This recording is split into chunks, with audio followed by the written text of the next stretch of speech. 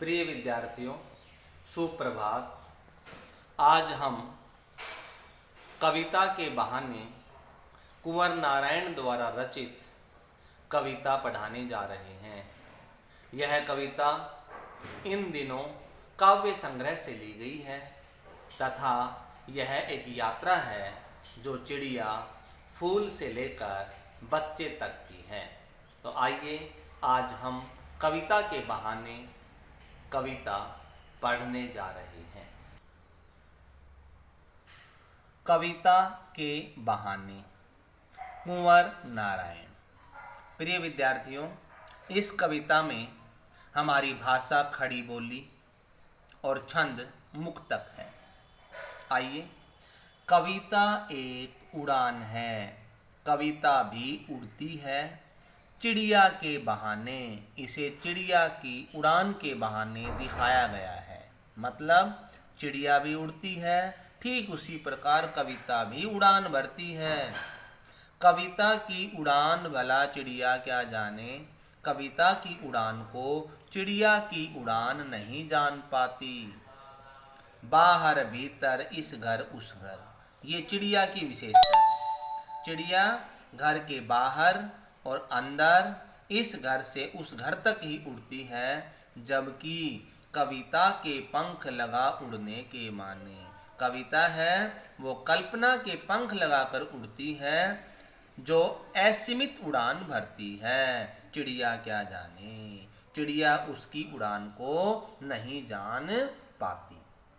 भाव यह है, चिड़िया उड़ान छोटी भरती है और कविता की उड़ान की कोई सीमा नहीं है, कारण कल्पना के पंख लगाकर उड़ती है। हमारे दूसरे पद में कविता एक खिलना है, कविता भी खिलती है फूलों के बहाने। इसे फूलों के खिलने के बहाने दिखाया गया है।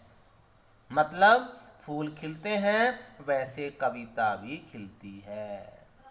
कविता का खिलना भला फूल क्या जाने, कविता के खिलने को फूल का खिलना नहीं जान पाता।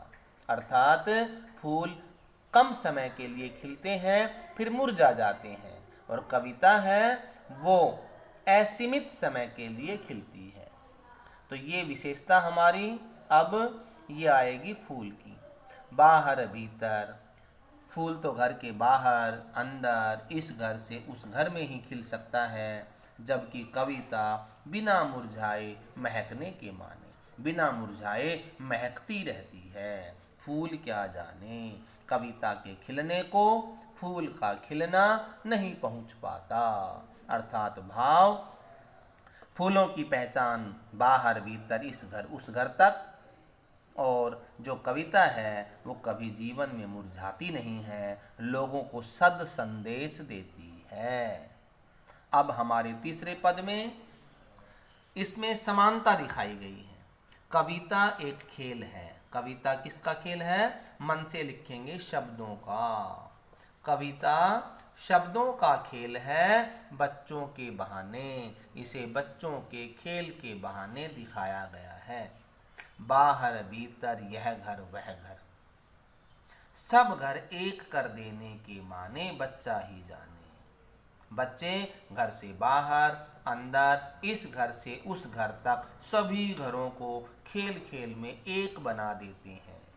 उन्हें उनमें सीमा का कोई बंधन नहीं होता, सीमा के बंधन को तोड़ देते हैं, सभी घरों को अपना समझते हैं। बच्चा ही जाने, इसलिए कविता की महत्ता को बच्चा ही जान पाता है।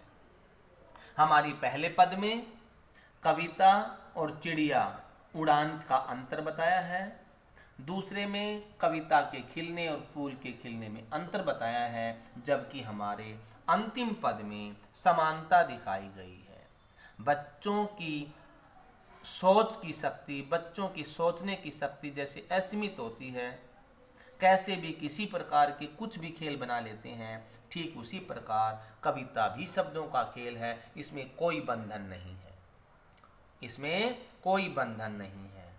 आता है दोनों के दोनों समानांतर हैं। जहाँ रचनात्मक ऊर्जा होती है वहाँ सभी प्रकार के बंधन स्वतः ही समाप्त हो जाते हैं। धन्यवाद।